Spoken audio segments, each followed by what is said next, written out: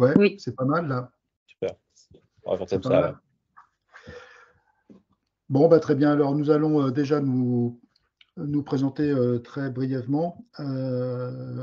Par ordre d'apparition au côté gauche de l'écran, Fabien, peux-tu te présenter rapidement, s'il te plaît?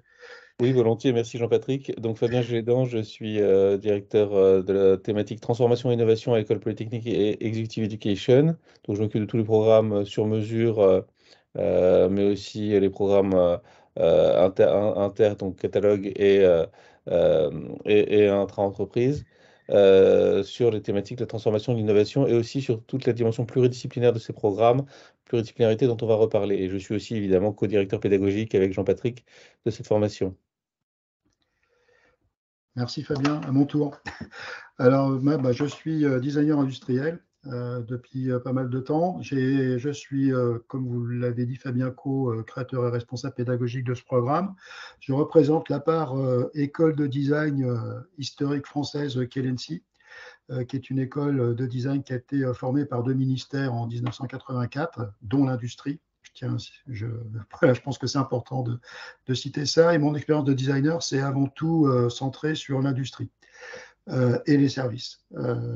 En France, en Allemagne, pour des clients américains également. J'ai construit plusieurs entreprises de design, une entreprise d'innovation. Et aujourd'hui, je travaille beaucoup pour soit des grosses organisations, soit l'armée et la sphère militaro-industrielle. Voilà.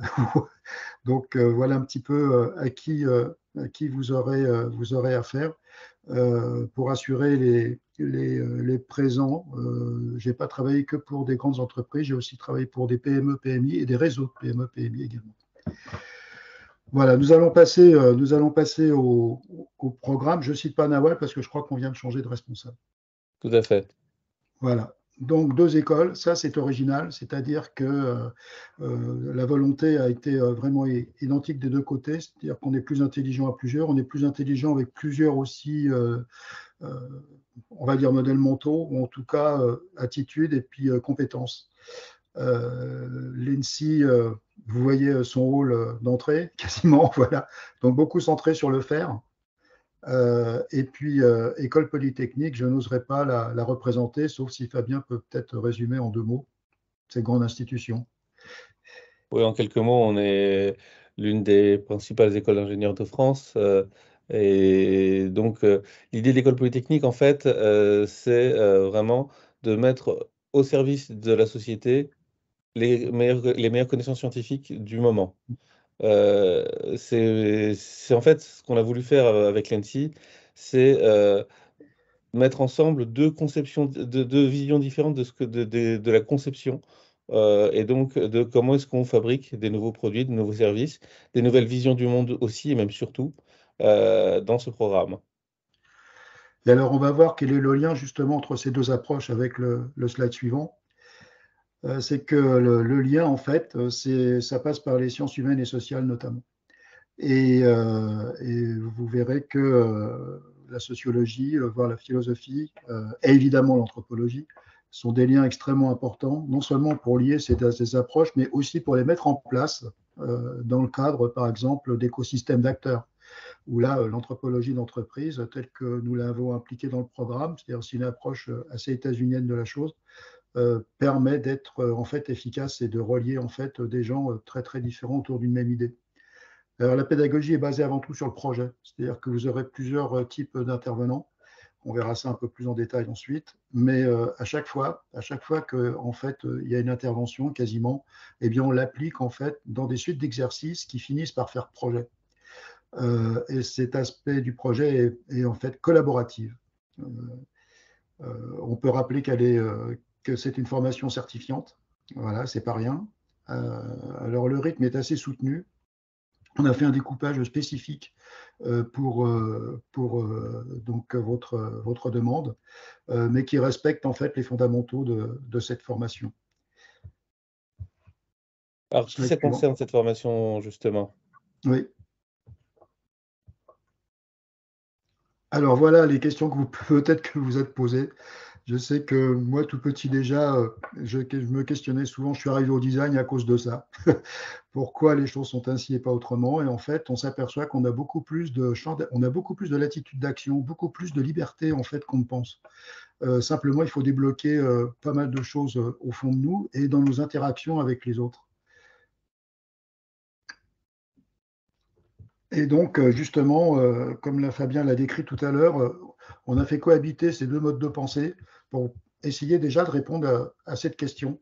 Et on verra qu'il y a des aspects très opérationnels dans ces approches qui permettent de faire de créer en fait des nouveaux systèmes, des nouveaux services, des nouveaux produits, même si c'est en rupture. Alors, le problème de la rupture, c'est un mot un peu galvaudé, un peu à la mode, mais nous, notre approche par rapport à ça, c'est qu'une innovation est une bonne innovation à partir du moment où elle trouve son marché.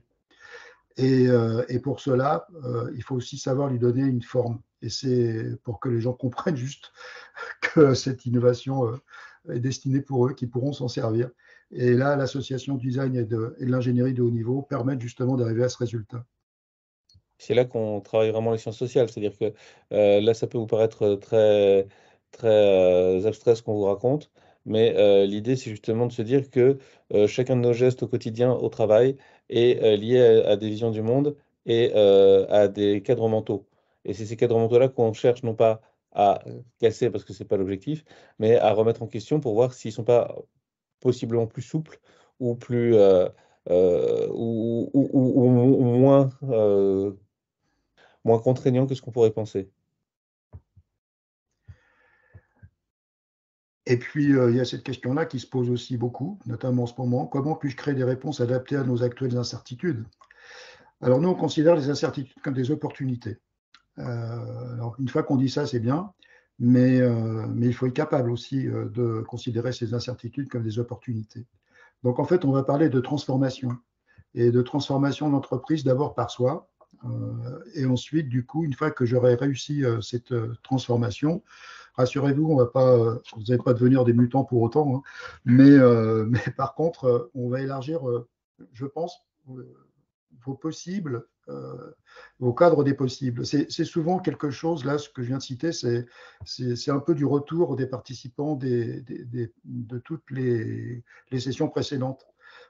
Certains ont changé de poste, certains ont créé des entreprises, etc. Donc, en fait, ce n'est pas vain ce qu'on vient de dire. C'est-à-dire que vraiment, c'est une formation qui aide, sinon à vous transformer, du moins effectivement à être capable de considérer cette liberté qu'on peut avoir et cette réactivité qu'on peut avoir par rapport à l'incertitude. Et ça, ce sont vraiment des outils assez puissants. Et d'ailleurs, certains des projets qui ont été travaillés dans le cadre de la formation ont donné lieu à des projets réels et ont changé des modèles d'entreprise. Donc, Oui. on est vraiment sur cette idée-là, cette idée du nouveau modèle économique, qui est aussi l'une des questions qu'on aborde. Effectivement, on innove, on trouve un client, c'est déjà bien, mais si la valeur m'échappe, si la valeur n'est pas captée, si elle n'est pas structurée correctement, eh bien, j'aurais travaillé pour rien, malheureusement, ou pour la gloire seulement, ce qui est bien, mais pas assez. Donc, innover, c'est bien, effectivement, mais comment est-ce qu'on va créer un modèle économique pérenne? Effectivement, ça permet de travailler sur de nouveaux partages sur de nouveaux modèles de création et de partage de la valeur. Alors ça, ce point-là est très important parce que souvent on peut constater, enfin, autant Fabien et moi, Fabien a des niveaux organisationnels importants, y compris étatiques, et moi au niveau d'entreprise industrielle et de services, c'est que bah, si on n'adapte pas nos modèles organisationnels et économiques à cette innovation qu'on a créée, souvent en fait, ça ne permet pas de la développer. Voilà. Donc c'est un frein très important. C'est pour ça qu'on intègre aussi ce point-là. Alors maintenant, il va être temps de vous dévoiler un petit peu ce qu'il y a derrière les lettres du mot HOPE, H-O-P-E. Donc, je te laisse commencer pour le H, qui est le H de hacker. Fabien, je pense que là, tu peux en parler, tu es vraiment spécialiste. C'est moi qui en parle, d'accord. Ah bah oui. Euh, on parlait des cadres mentaux tout à l'heure et des normes qui empêchent d'agir. Justement, la question, c'est comment est-ce qu'on va d'abord en être conscient, mais conscient pour agir, c'est-à-dire pour les remettre en question et pour essayer de trouver d'autres modes d'action qui sont plus adaptés à l'incertitude qu'on connaît. Effectivement, quand on innove dans le monde d'aujourd'hui et donc dans les règles qui ont été posées hier. elles sont pas toujours les plus, elles sont pas toujours les plus adaptées à l'innovation. Et parfois, innover, c'est aussi créer des nouvelles règles ou faire évoluer les règles existantes pour pouvoir justement éviter ce qu'on appelle les innovation killers, qui sont inhérents au processus, mais aussi aux postures actuelles dans les organisations. Et c'est normal, mais c'est justement ça qui aussi parfois amène une organisation à mourir faute d'innovation, parce qu'elle avait tous les ferments en elle pour que l'innovation arrive, mais elle les a tués parce qu'elle a produit des anticorps qui ne pouvaient pas, qui ne permettaient pas à l'innovation de prendre sa place.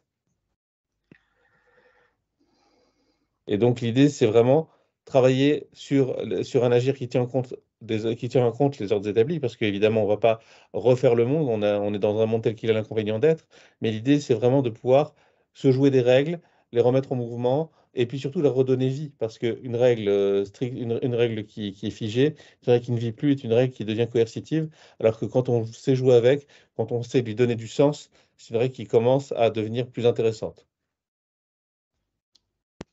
Alors le O qui est pour l'ouverture. Alors l'ouverture, donc on a des environnements d'entreprise qui sont ce qu'ils sont. Voilà. Et puis on a un contexte d'immédiateté, c'est-à-dire que souvent on va mesurer la pertinence ou la performance plus exactement des gens à leur capacité de réaction et pas forcément de qualité de production. Donc en fait, l'innovation, elle a besoin plutôt d'ouverture et de qualité plutôt que de forcément d'une trop grande réactivité.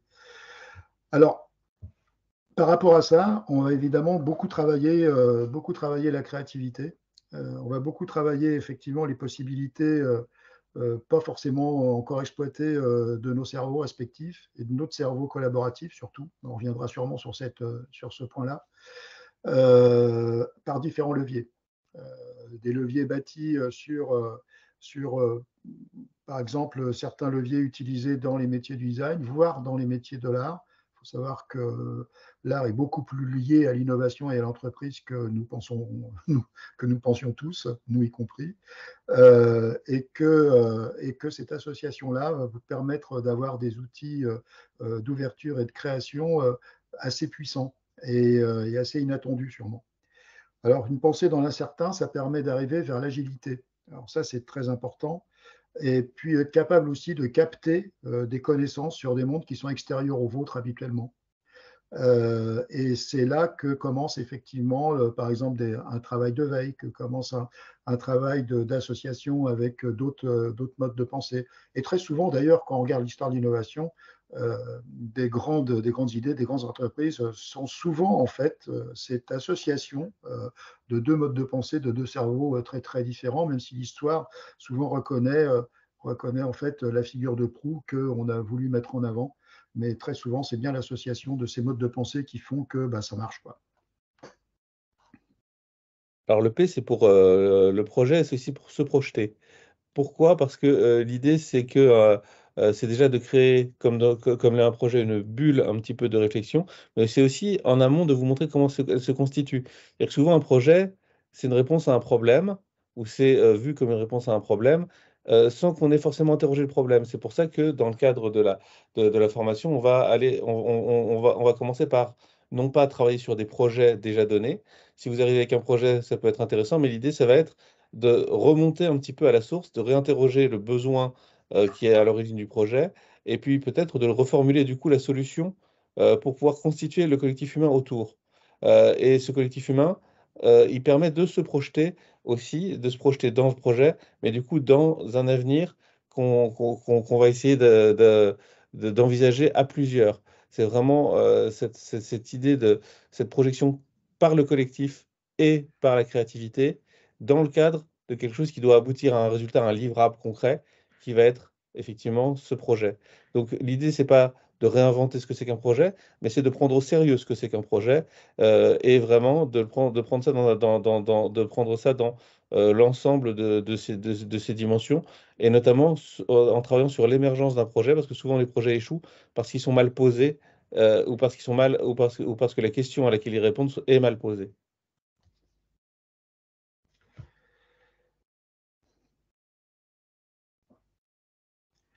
Et donc, effectivement, le projet n'est pas une île, le projet est dans la société. C'est une bulle, mais c'est une bulle qui est dans une organisation qui elle-même est liée à des contractions sociales, à des tensions, à des phénomènes sociaux qu'il faut comprendre pour pouvoir les envisager.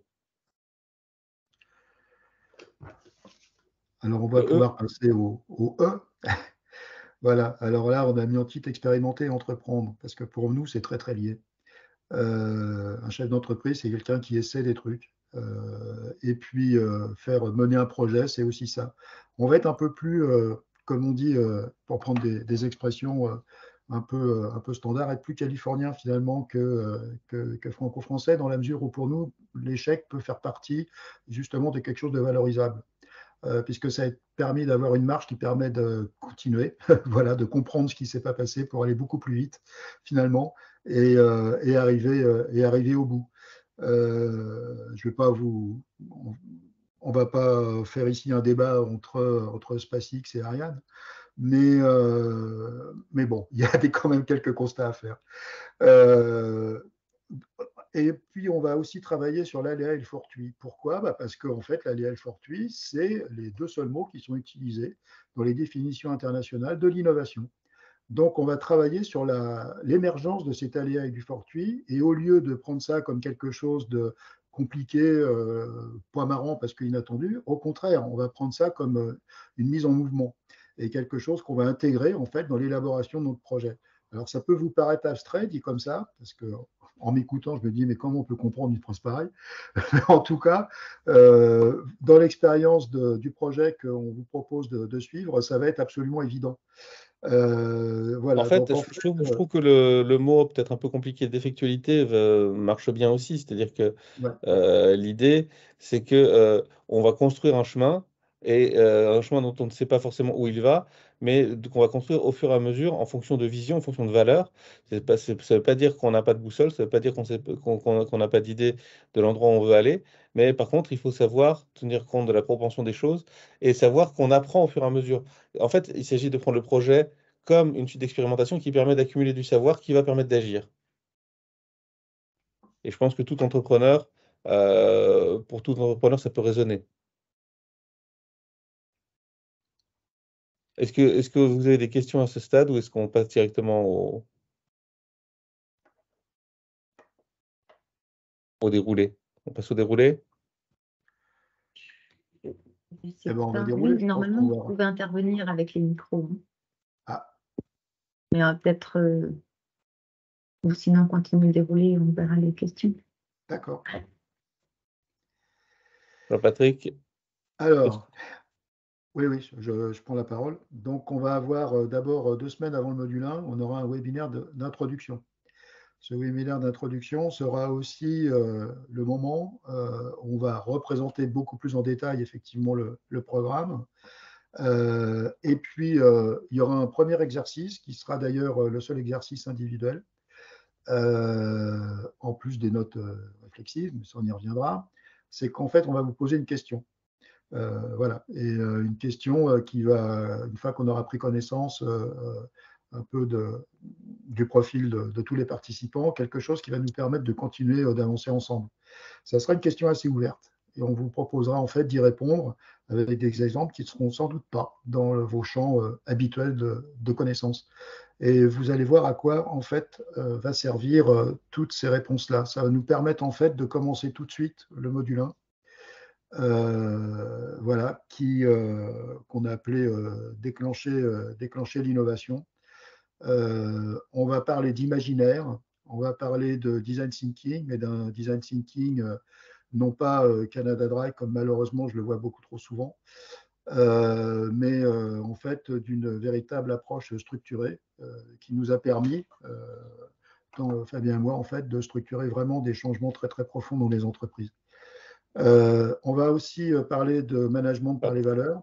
Ça nous vient de l'anthropologie d'entreprise à l'américaine, entre guillemets.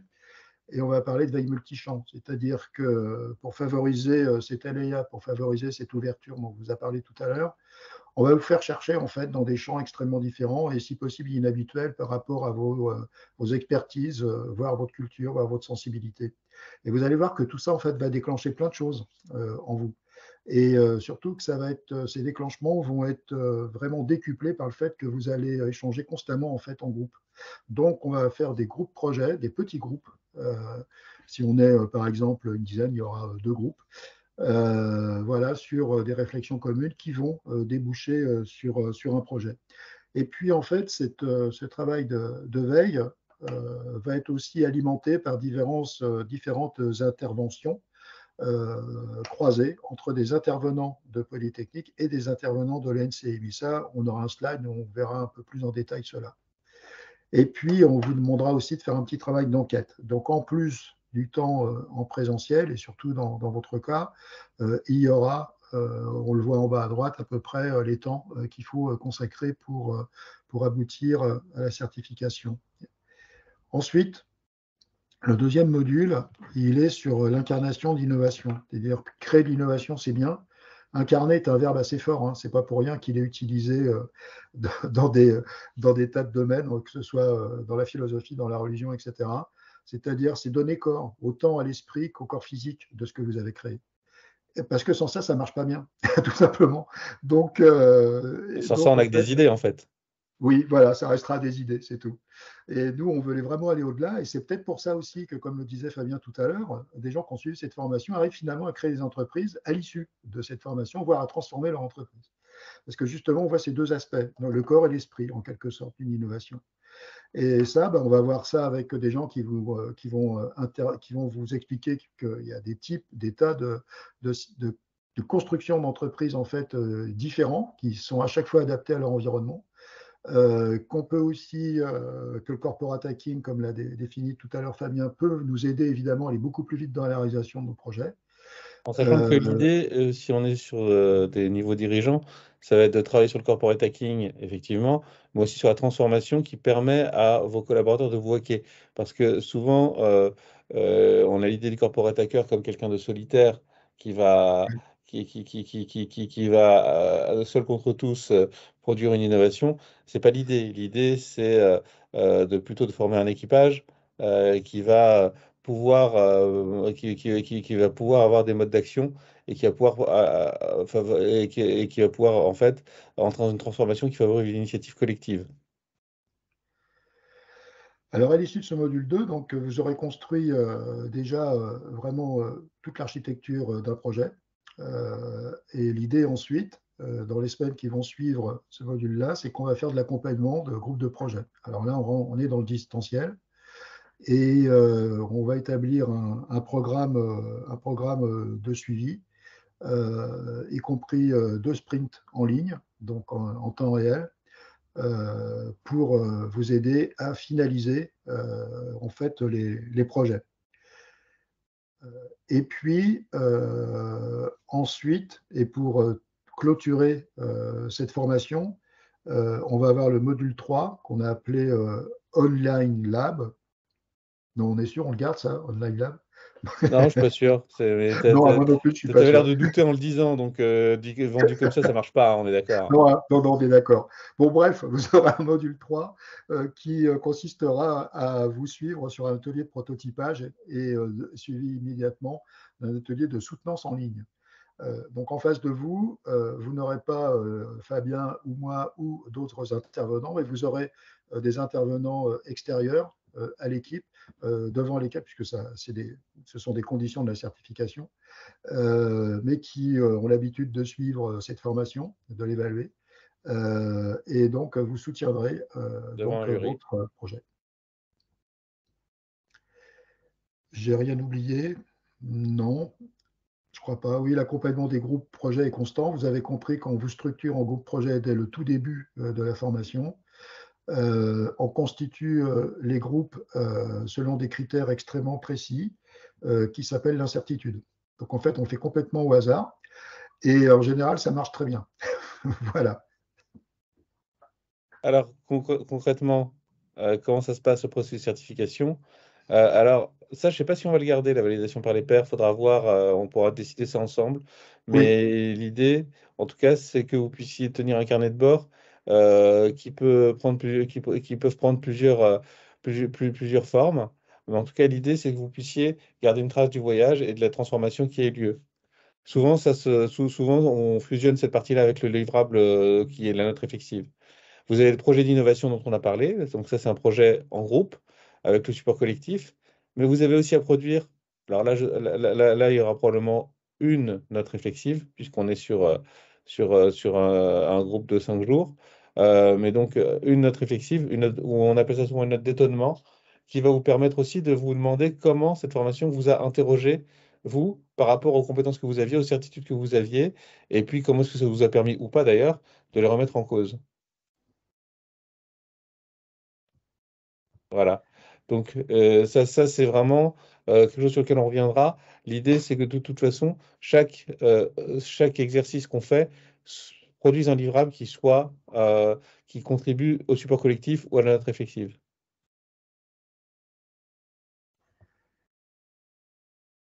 Alors, l'équipe pédagogique, c'est une équipe pluridisciplinaire. Alors, évidemment, comme on l'a dit, Jean-Patrick sera sur place pendant les 5 jours, mais les autres intervenants interviendront à distance, mais sur des horaires qui conviendront au programme et à vos disponibilités.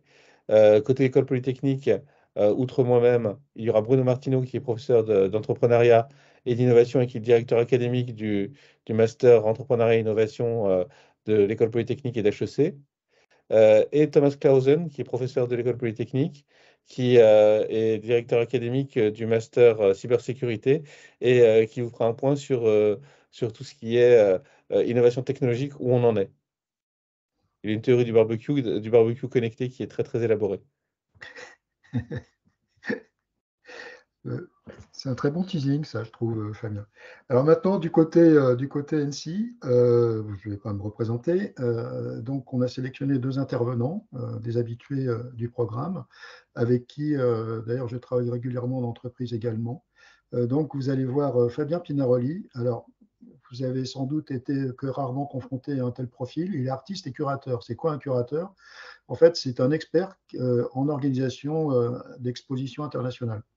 Il est aussi chercheur et sa spécialité, c'est les rapports entre innovation, économie et art. Et vous verrez que, par exemple, sa manière de présenter l'émergence de la Renaissance en tant que modèle économique est assez inhabituelle et pourtant historiquement fondée. D'autre part, il a comme autre talent aussi de développer vos imaginaires par des projets de créativité assez étonnants. Sandra Fagbohun, elle, est une double doctorante dans 2 doctorats qui sont. Un double docteur. Elle est double docteur, pardon, oui. À chaque fois, en fait, sur des aspects pluridisciplinaires, ce qui est quand même une performance. Elle lie l'anthropologie, le management, elle lie l'anthropologie et les organisations innovantes ou pas innovantes. Et elle est vraiment spécialiste de ces points-là. On a travaillé beaucoup en formation et en consultanat d'entreprise aussi pendant pas mal de temps. Elle va vous parler de ce qu'est un management par les valeurs. C'est quoi un écosystème d'acteurs? C'est quoi un acteur? C'est quoi un utilisateur, etc. Mais à des niveaux à la fois très précis et très opérationnels, ce qui nous permet de construire en fait des modèles économiques pérennes, notamment. Ah, donc une équipe très pluridisciplinaire mais qui est vraiment structurée autour du binôme qu'on forme avec Jean-Patrick, et qui forcément va tourner beaucoup plus dans ce cadre-là autour de la personne même de Jean-Patrick, puisque c'est lui qui sera présent sur place. Mais l'idée, c'est vraiment qu'on articule l'ensemble de ces interventions dans le cadre du projet qui justement avance au fur et à mesure que ces intervenants viennent vous faire avancer. Que tu as d'autres choses à ajouter sur le programme avant qu'on passe aux questions? Je propose qu'on passe aux questions. Passons aux questions. S'il y en a. On espère qu'il y en a.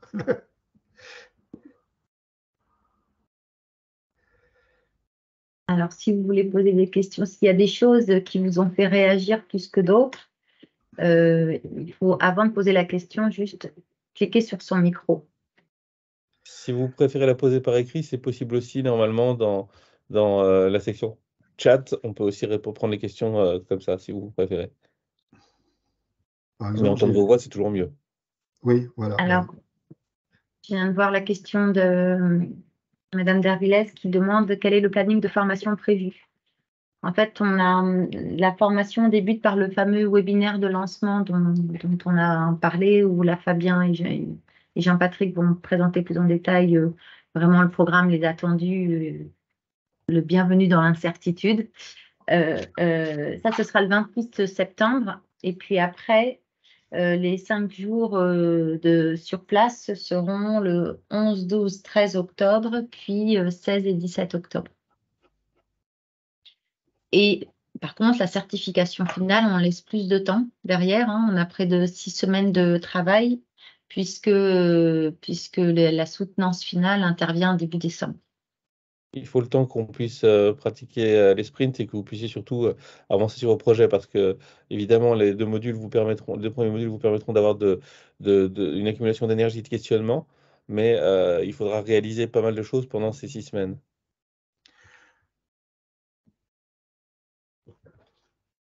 Bonjour, Pierre Ederlet. J'ai une question, moi, c'est concernant du coup les projets. Est-ce que vous avez des illustrations de projets qui ont pu être menés du coup durant les précédentes sessions que vous avez pu faire et s'il y a des choses qui se sont vraiment matérialisées concrètement, ce que ça a pu donner? Oui, alors dans les projets, alors l'idée c'est de pas partir d'un projet, hein, c'est de partir d'abord d'un questionnement.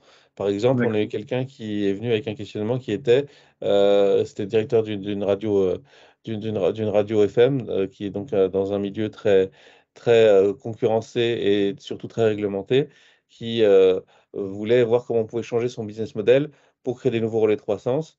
Et donc, et donc il y a un questionnement sur les ruptures dans le business model, qui après a donné ce projet-là, qui a abouti à une collaboration. Je ne sais pas, Jean-Patrick, si tu veux en dire plus sur ce projet.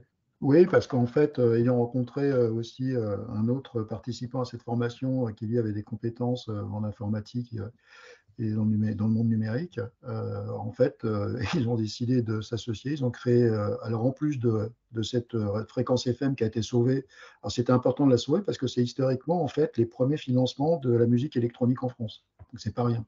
Par exemple, Daft Punk. Et donc, comme l'a dit Fabien, ce business model est évidemment menacé par le numérique et tout ce qui est en ligne. Et cette association, alors d'abord, le projet de Radio FM a été consolidé par tous les apprentissages de cette formation. Et d'autre part, une nouvelle entreprise a été créée par association, en fait, avec ces autres participants. Et en fait, ils se sont consolidés finalement tous les deux, d'une certaine manière.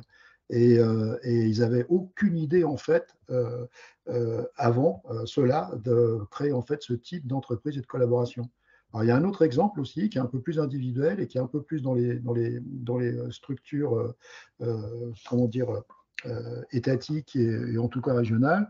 C'est quelqu'un qui s'embêtait en fait dans une place d'architecte consultant au sein d'une communauté d'agglo et qui est en train de construire en fait un énorme projet en réponse à l'appel d'offres européen sur le New Bauhaus.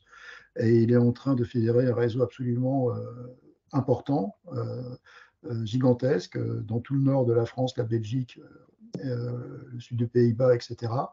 Et lui, sa vie a complètement changé. Hein. Voilà.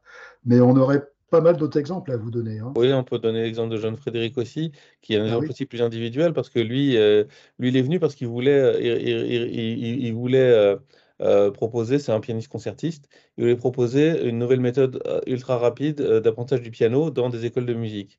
Et donc, il voulait faire des écoles de musique, une franchise d'écoles de musique, et il s'est rendu compte qu'il y avait une autre entreprise à créer avant. Sur un besoin qu'il avait identifié mais dont il n'avait pas vu qu'il y avait un potentiel, sur lequel il n'avait pas vu qu'il y avait un potentiel, qui était sur le transport de piano. Il s'est rendu compte qu'il y avait des gens qui avaient des pianos qui voulaient les céder et des gens qui voulaient un piano mais qui n'avaient pas les moyens de recourir à un transporteur spécialisé parce qu'on est sur une offre qui est très premium, très liée au piano de très grande valeur et donc très cher. Pour un particulier, parfois, on peut dépenser plus sur le transport que sur le piano lui-même. Et donc, il a acheté des camions, il a formé des équipes et il a proposé une solution low cost de transport de piano pour mettre en relation ces gens-là. Et justement, son problème, quand on l'avait vu la dernière fois lors de la cérémonie de certification, c'était qu'il avait trop de travail sur cette entreprise qu'il cherchait à embaucher parce que justement, le business était beaucoup plus important que ce qu'il avait envisagé au départ. Alors, vous Voilà, voyez, donc ça, ça, c'est ce la, sont... Pardon Fabien, ça c'est la preuve en fait que quand on pose une question au sein d'une société, de la société, c'est-à-dire de son écosystème d'acteurs, on a des réponses beaucoup plus larges que juste en fait comment je vais vendre ma méthode de piano. Voyez. Voilà. Je ne sais pas si on répond à votre question, mais on a aussi des sujets beaucoup plus, comment dire, en rupture, mais qui du coup n'ont pas trouvé de concrétisation, ce n'était pas l'objet. Par exemple, on a eu sur la promotion 3, je crois on a eu une banque du temps. C'est-à-dire l'idée de retravailler autrement les temps tout au long de la vie, non pas simplement en non-activité, activité, en travail, pas travail, mais comment est-ce qu'on va réorganiser les choses autrement à travers justement une banque du temps qui permet d'accumuler du temps au long de sa vie, du capital temps, pour pouvoir l'utiliser de la manière qu'on souhaite au fur et à mesure. Voilà, tout ça pour vous dire que c'est très large et que l'idée, c'est plutôt de passer vraiment de ce questionnement de départ qui va être très, très, très, très général. C'est-à-dire que si vous arrivez avec je veux numériser tel processus dans mon entreprise, c'est pas un projet qu'on va pouvoir porter. Ça peut être porté dans d'autres formations, mais pas dans celle-là. L'idée, ça peut être quel est le problème de départ, quelle est la question qu'on veut poser et comment il s'inscrit dans une société, dans un contexte social particulier. Et ensuite, on va réussir à aller sur le projet. Mais le moment où vous allez formuler quelque chose en termes de projet, ça arrive relativement tard dans la formation. D'ailleurs, dans la dernière promotion, je crois que c'est arrivé une semaine avant le dernier module. Mais Alors, et en fait, après, ça va beaucoup plus vite. voilà. Du coup, après, ça va beaucoup plus vite parce qu'en fait, on a construit des briques et puis d'un seul coup, elles vont s'assembler et finalement, en fait, cette solution va presque s'imposer à vous. Parce que, et par rapport à une question posée qui aurait été juste complètement limitée, soit à votre expertise, soit à votre environnement actuel, on fait un zoom arrière, on la replace en fait dans un esprit plus large. On va parler de société, on va parler d'écosystème, et d'un seul coup, on voit qu'en fait, les possibles se démultiplient. Ok, très clair. Merci beaucoup. Merci pour votre question. Est-ce qu'il y en a d'autres? Ou plutôt question suivante, parce que je suis sûr qu'il y en a d'autres. Oui, bonjour, Coralie de Pinot d'Enercal. Au-delà du temps de formation réparti en heures présentielles ou distancielles, combien de temps vous estimez en travail personnel pour travailler sur les projets et avancer? Alors, on a estimé 30 heures. D'accord. Après, ça dépend complètement du projet, ça dépend complètement de votre motivation aussi. Souvent c'est une question qu'on nous pose avant, et puis après, on nous dit, ah ben c'est déjà fini. Parce que, en fait, vous allez vous passionner pour vos projets, enfin, en tout cas, on l'espère, mais c'est ce qui arrive la plupart du temps. Et vous allez y passer plus de temps que ce qu'on vous propose. Pourquoi? Parce que vous allez vouloir creuser davantage, et c'est normal. C'est-à-dire que c'est quelque chose qui fait. En fait, l'idée, c'est de travailler sur un projet, évidemment, qui va concerner votre quotidien et qui va vous faire avancer après. Donc, de fait, c'est quelque chose voilà, qui va largement dépendre de votre motivation à vous et de la nature même du projet. D'accord. Je Merci. donne un exemple. Il y a aussi la question de la dynamique d'équipe. On a eu une équipe, là, dans la dernière promotion, où une personne avait plus de temps que les autres, et donc c'est elle qui a passé plus de temps à formaliser un certain nombre de choses parce que elle avait plus de temps que les autres, tout simplement parce que sa situation professionnelle n'était pas tout à fait la même. Voilà, donc elle a passé plus de temps que ses collègues, mais c'était dans le cadre d'une répartition des choses qui faisait qu'elle en tirait profit aussi. Donc voilà, ça dépend de plein de critères, mais on se dit que 30 heures au minimum, ça passe. Ouais. Ok, merci. On a une question de Jean-Michel Salerno. Oui, Jean-Michel Salerno, Société Accor. Les projets, l'objectif, c'est d'avancer sur un projet pendant toute la formation. Est-ce qu'à l'issue de cette formation-là, on a les méthodes pour créer de l'innovation et être meilleur dans la gestion de projet, dans la création de projets, ou si c'est simplement créer un projet pendant cette formation? Quel est le recul que vous avez par rapport aux anciens apprenants? Là, alors la réponse est aisée, c'est-à-dire que c'est vrai qu'il y a des aspects qui peuvent paraître un peu soit perchés, soit trop centrés sur le projet. En fait, il y a aussi un autre aspect sur lequel on est visiblement pas assez parlé, pas assez insisté, c'est qu'il y a beaucoup de structuration du mode projet, en fait, derrière tout ça. Et j'ai parlé de design thinking tout à l'heure. Il se trouve que je suis, en tout cas pour la France, un des experts reconnus dans ce marché qui est malheureusement très très abîmé par beaucoup de faiseurs. C'est quand même quelque chose de très très efficace et de très structurant. C'est une C'est-à-dire méthode de que projet à proprement parler, en fait. voilà, donc là, D'accord. c'est quelque chose qu'on détaillera si vous voulez. En plus, bon, on a quand même des productions par rapport à ça, mais c'est quelque chose de très très concret, de très structuré. Alors, ce qui est intéressant dans une véritable approche de design thinking, sans vous faire maintenant un cours de structuration du projet par design thinking, c'est qu'il ne faut jamais oublier qu'on mène simultanément du début à la fin, avec une équipe, un cœur d'équipe réduit, euh, la faisabilité, la viabilité et la désirabilité. C'est-à-dire qu'en fait, ça concerne toutes les expertises de l'entreprise d'une certaine manière et tous ces enjeux. Ça, c'est souvent quelque chose qu'on oublie de dire. En général, on fait de la créativité autour d'un mode d'usage. Oui, c'est bien. C'est même pas un quart de l'approche en fait. Cette approche permet d'aller vraiment au bout et de considérer vraiment l'ensemble des données en fait d'un projet et de son contexte. Donc oui, il y a quand même des aspects très structurants sur le management de projet. Pour synthétiser, c'est pas une formation de créativité, c'est pas une formation de management de projet non plus, mais c'est une formation qui intègre les deux dans un parcours plus global, en sachant que vous n'aurez pas à la fin une fiche recette sur comment faire un projet d'innovation parce que ça existe beaucoup et vous n'avez pas besoin de nous pour ça. Et on pense en plus que les trois quarts du temps ça marche pas, sinon tout le monde ferait de l'innovation tout le temps. On pense que c'est plutôt une affaire de posture. Et de capacité à structurer les différentes activités dans le temps. Donc, à partir de ce moment-là, c'est quelque chose que vous allez vivre et que vous allez pouvoir après intégrer à la méthode. On cherche non pas à vous donner des recettes, on cherche à transformer la manière dont vous voyez les projets d'innovation. Est-ce qu'on a Oui. répondu de manière... Très bien, oui, oui, tout à fait. Ok, super. Et vous avez du recul sur les anciens apprenants? Est-ce que à l'issue de la formation, ils ont continué à innover ou un peu plus qu'avant? Alors, presque tous, c'est-à-dire qu'en fait, il y a deux ou trois cas qui permettent de synthétiser les choses. On a ceux qui étaient déjà dans un métier d'innovation, mais qui se sentent, et qui, ça c'est vraiment l'une des cibles principales au départ de Hope, hein.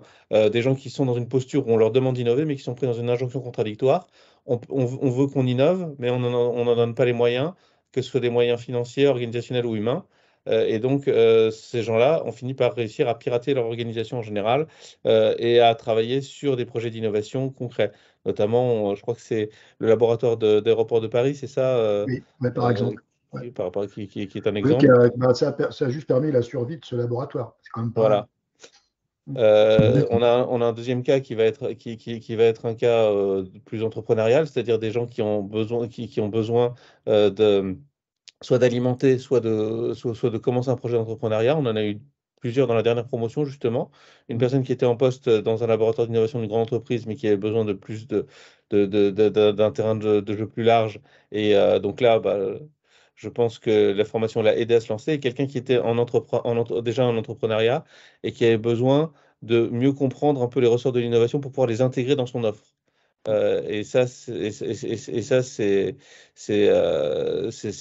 des choses qui sont plutôt voilà, assez fréquentes.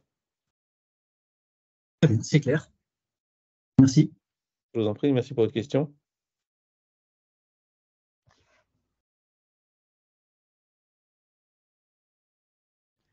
Est-ce que quand on vous entend parler de la formation, il y a beaucoup de... On sent qu'il y a une forte densité dans les différents concepts qui vont être vus et dans la méthode. Est-ce qu'il y a un prérequis particulier en termes d'expérience ou quels sont les prérequis en fait pour cette formation? Alors, le premier prérequis, c'est le fait d'avoir envie de faire bouger les choses, en fait. C'est plus, on va moins chercher des prérequis d'expérience que des prérequis de posture. J'ai dit, ça suppose d'avoir déjà un certain nombre d'années d'expérience pour pouvoir justement se rendre compte un petit peu de comment se gère un contexte organisationnel et de voir aussi les impasses qui sont inhérentes. En fait, quand Jean-Patrick et moi, parfois, on dit c'est un peu abstrait, pour certains, ça l'est pas du tout parce qu'ils ont déjà en tête, ils ont déjà vécu un certain nombre de ces situations qu'on décrit. Donc, je pense que avoir 5 à 8 ans d'expérience, c'est pas mal pour pouvoir, comme prérequis. Et dernière chose, c'est il faut avoir un terrain de jeu ou prévoir d'avoir un terrain de jeu d'innovation. En sachant que nous, ce qu'on pense, c'est que tout le monde en a un. Après, la question, c'est quelle est cette dimension? C'est-à-dire que quelqu'un qui va avoir des budgets et des possibilités pour innover, c'est quelque chose qui est important, mais quelqu'un qui est dans une situation où il n'a pas de ressources peut éventuellement, par le corporate hacking, justement, en dégager et dégager des nouveaux espaces de créativité. Donc là-dessus, on s'adresse à des gens qui veulent changer les choses, pas forcément des gens qui ont déjà le mandat et les manettes pour, même si c'est toujours plus facile.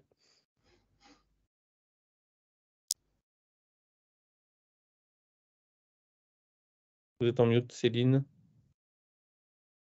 Et non, je me posais juste la question, est-ce que finalement, on peut parler d'innovation dans le cadre de sociétés qui doivent se réorganiser pour assurer leur survie, ou pour assurer en tout cas la réduction des coûts, parce qu'on a quand même, ça reste une préoccupation assez partagée de réduire les différents coûts. Est-ce que finalement l'innovation peut aussi servir à ça, ou est-ce qu'il faut, vous l'entendez systématiquement par le développement d'une nouvelle activité ou d'un nouveau...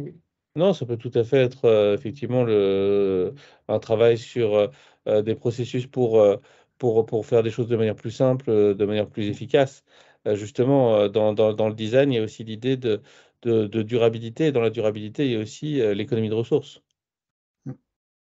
Jean-Patrick, je ne sais pas si tu veux. Non, mais j'ai pas mieux. Et d'autant plus que ta prise de parole, derrière celle-ci, il y a toute ton expérience aussi dans les organisations étatiques Oui. et tu devais répondre à justement ces objectifs-là. Donc, tu étais très, très concerné par cette question-là.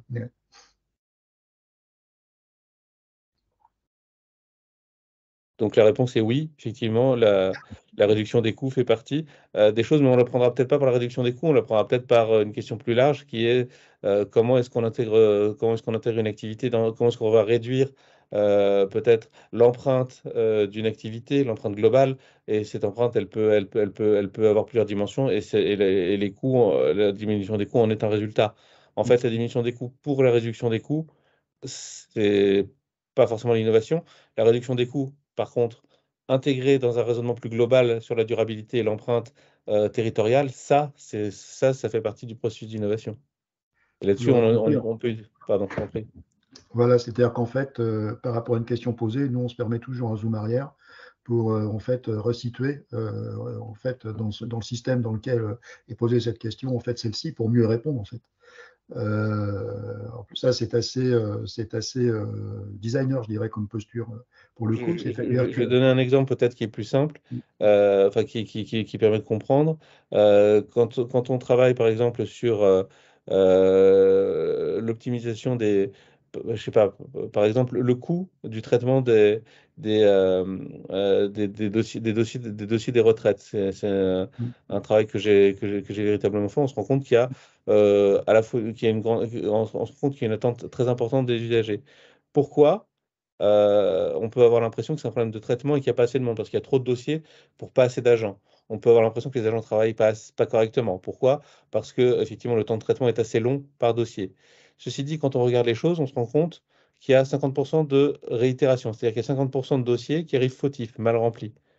Donc, peut-être qu'on peut prendre les choses autrement et qu'on peut se dire que l'intérêt, c'est plutôt de voir comment on va travailler le parcours du du futur retraité pour justement essayer de comprendre comment on peut rendre les choses plus simples, plus intelligibles et plus intéressantes dans les interactions. Par exemple, l'interaction entre rendre plus utile le rendez-vous avec l'agent de la CNAV, de la caisse d'assurance, qui va permettre après de travailler sur la suite. Or, on voit bien, par exemple, quand on travaille sur ce moment-là, on ressort avec une information, une seule, parce qu'on a retenu que ça. C'est pas qu'on n'a pas compris le reste, c'est pas qu'on n'a pas entendu le reste, c'est qu'on ressort juste avec la somme qui va vous être annoncée. On sort parce que c'est tellement frappant, c'est tellement en général moins que ce qu'on pensait avoir que on n'entend pas, on ne retient pas le reste des informations. Donc, comment faire pour que ces informations restent à disposition de la personne,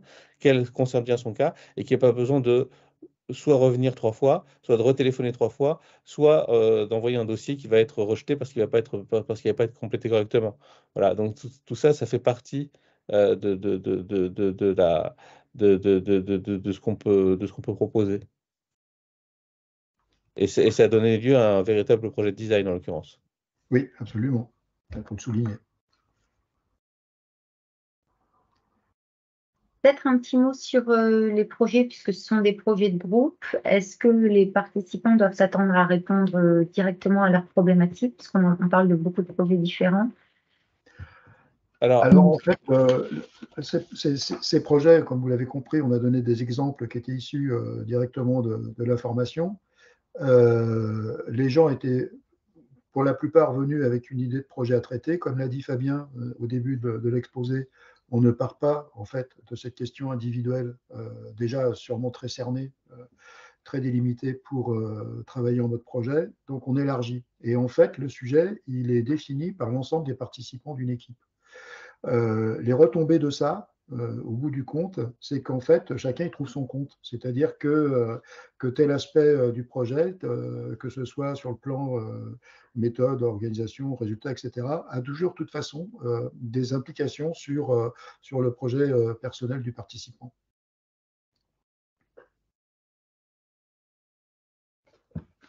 Je ne sais pas si j'ai bien répondu.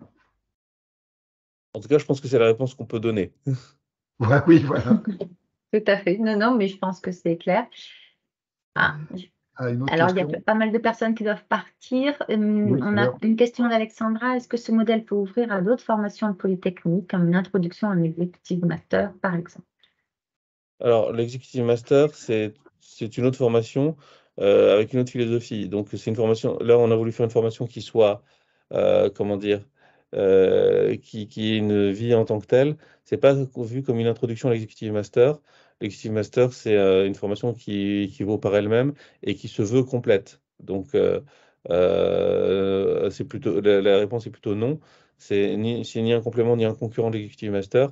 C'est autre chose avec une autre équipe pédagogique, même si par exemple Thomas Clausen est dans les deux. Voilà, on est sur un modèle qui va être très différent. En tout cas, il ne faut pas prendre ça ni comme un premier pas vers l'Executive Master, ça ne l'est pas, ni un complément de l'Executive Master, ça ne l'est pas non plus.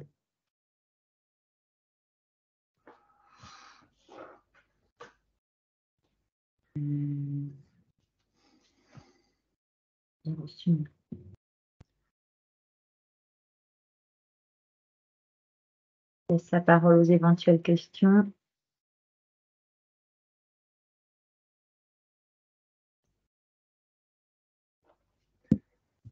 Non, bah, écoutez. Je crois qu'on a répondu à tout. Il est 18h en même temps, donc les gens. On a calé 17-18. Si vous avez des questions supplémentaires, n'hésitez pas à nous les faire passer par mail. On peut tout à fait, y répondre aussi après, parce que souvent, en cheminant sur le projet de formation, d'autres questions viennent. Oui, tout à fait. N'hésitez pas à nous. De toute façon, nous, on va vous envoyer cette présentation. Je ne pense pas que tout le monde va la revoir au complet, mais pour certains, peut-être voir tel ou tel passage de votre intervention. Et puis, n'hésitez pas à nous poser effectivement toutes les questions que je transférerai à Fabien et ou Jean-Patrick. Très bien. En sachant qu'il y a peut-être une chose qu'on peut dire, c'est il y a une petite urgence à vous inscrire si vous souhaitez participer, parce que les dates arrivent vite et il faut qu'on puisse s'organiser aussi pour pouvoir booker tous les intervenants. Oui. Effectivement, l'idéal, c'est aux alentours du 10 septembre. C'est avant quand l'idéal pour vous? Ah Parce qu'il y a aussi bah, la logistique du Jean-Patrick, voilà, la fin du mois ou début septembre au plus tard. début septembre ou plus tard, oui, c'est bien. Ouais, Donc ça pareil laisse pour peu de moi. temps. Ça laisse peu de temps. Ok. Très bien. Bah, écoutez, s'il n'y a plus de questions, je n'en vois plus. Je vous propose de nous quitter ici. Très bien. Très bien. Merci à tous en tout cas pour vos questions et votre participation. Merci beaucoup. Merci beaucoup. Merci, bonne Merci à soirée. tous. Merci. Bonsoir. Au revoir.